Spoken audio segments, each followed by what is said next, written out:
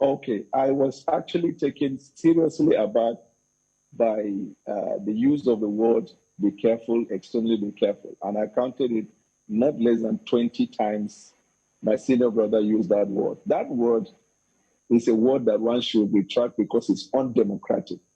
In a society of free speech, you don't gag people by the use of words that are suggestive of threat or words that are suggestive of intimidation. That's why in politics, in order for you to avoid people expressing opinion about you, don't run for politics. In America, they will say once you are a celebrity, you lose the right of some privacy. So people can snap pictures of you, they can comment about you because you are a public figure. And if you go to America, England, and anywhere in the world where political parties are beginning the process of sieving to get representatives of their party and they engage in debate, you will hear things more hotter than what I am saying. So I am really surprised by the use of the word be careful. I am not a careless talker.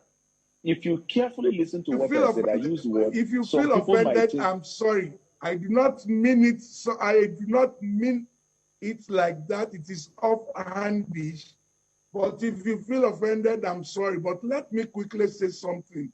If you are in my shoes, if you know the two of them, no, if you know the two, you'll have it. But if you know the two of them, maybe you'll feel the same way I am feeling. Maybe because at the end of the day, it's not about winning the war. It's about costing them with the trophy. So, but if you feel offended, I'm sorry. I do not mean that. It's okay, Bong. I appreciate that. I appreciate your humility.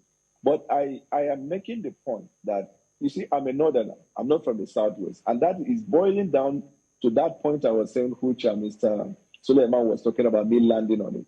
When I talk about each geopolitical zones of the South, people are beginning to come together. You know, the forces are beginning to come down towards a particular person. For now, from what we are seeing in the space, the Southwest appear to be the favorite to clinch the title. And so having a common front in the Southwest is fundamental in winning.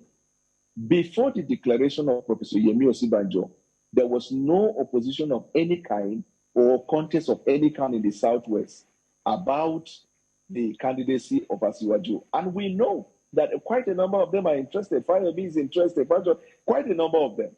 But Professor Yemi Osinbajo's declaration, you cannot stop the people from talking. Like, for example, most of what I said as the process that led up to him being nominated for vice president, they are not conjured facts. All you need is to read the book by Baba Mise Akonde, except if someone is telling me the man should not be respected or should not be factored as an elder statesman from the Southwest. I am reporting what is published and it's in the media space. Secondly, in the last 24 hours, the media people can tell better. In fact, in the introduction, Mr. Suleiman talked about a lot of people are beginning to say, these are what people are saying that I've reported. That's why I say in the coming days, people will interrogate this, and these are facts that I've read.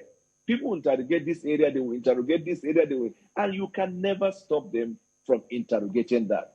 In fact, the conversation will even be hotter in the coming days. It's a fact of democracy. That's what democracy is all about.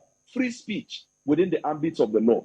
My concern as a northerner is that I look at the Southwest as, of all the southern geopolitical zone, as one that is more likely to clinch.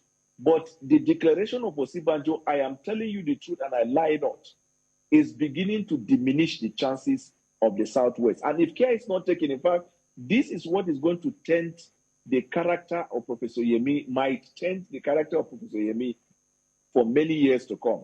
If by this declaration, and they continue to move and it becomes frosty to the point where Southwest miss this opportunity, Southwestern people, the Yoruba nation, will continue to think that Professor Yemi Osinbajo stopped their chances. Yet, when I started, I told you he has a right. I told you he's qualified. And I told you what makes politics work. It's not more of a right and qualification. Are those factors that are other than that? Why do you think political party introduced what they call consensus?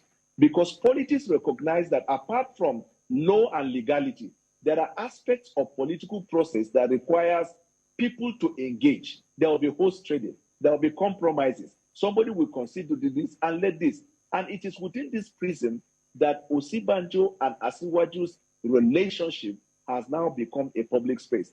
There is no conversation people will talk, whether in APC or outside APC in the coming days, that can be considered as washing dirty clothes in the public.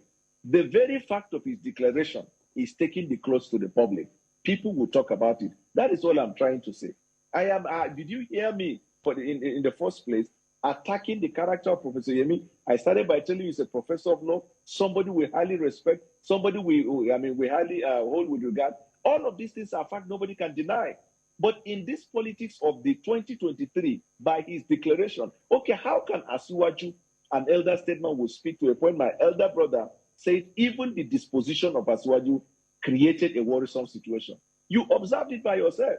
And I told you that statement. Somebody, I was asking someone, a Yoruba man told me today, a Yoruba man told me this morning that that statement by Asiwaju, that it carries a weight. In fact, I was thinking what he meant by my son, none of my son has grown up enough to declare. It is just to say that this man cannot just declare. The guy was telling me, a Yoruba elder man, today we met in Transform. He said it has three connotations. The first connotation is that he disowned Osinbajo politically. He said the second connotation is that it is anathema for your son that you raise to rise up and challenge the seat you are sitting. And the third, if Professor Osinbajo had consulted him to say, I want to run, assuming he did, and Asiwaju said, no, don't, and he decided to proceed, the response of Asiwaju today would have been different. He would have said, he has personally told me, but me too, I'm interested. There was a time Asiwaju was confronted with the question, the young are the ones to take over government. Why are you running? He said, me too, I'm a youth now. There was no consultation. There was no communication. It can never be as smooth as we're thinking. The die is cast. And so people will look at morality, they look at ethical conduct as we proceed into looking at the germane thing. Let me throw in a personality who's been silent in all of this. And I'd like Fuad to weigh in on this before I come to you, Dana, because it's the same issue.